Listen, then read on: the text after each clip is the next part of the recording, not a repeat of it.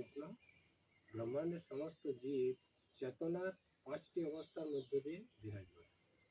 প্রথম হচ্ছে আচ্ছাদিত চেতনা, অর্থাৎ যাদের উদ্ভিদ, গাছপালা, পাহাড়, পর্বত, এদের চেতনা অত্যন্ত অল্প, এদের চেতনা নাই বলে আচ্ছাদন হয়ে আছে, আচ্ছাদিত চেতনা।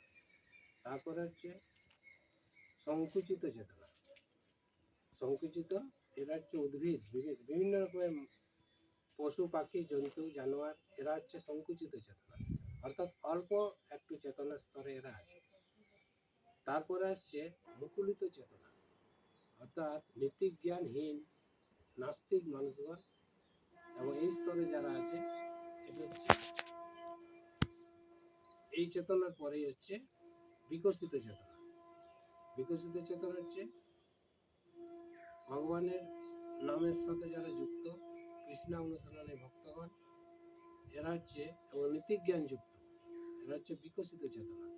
যেমন গীতার 7:16 বলেছে, কারা নমাং দুষ্কৃত ন মূঢ়া প্রকুদ্বন্দ্বে নরাধম মায়া অকৃত জ্ঞান আসুরম ভব আশ্রিতা। এই 4 ধরনের, এরা হচ্ছে বিকশিত চেতনা।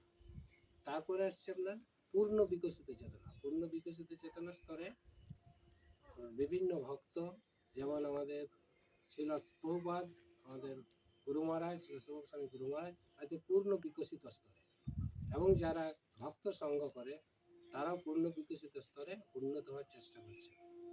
তো আমাদের এই পূর্ণ বিকশিত স্তরে আসতে গেলে আমাদের ভক্তর সঙ্গে হরিনাম, এটি একমাত্র উপায়।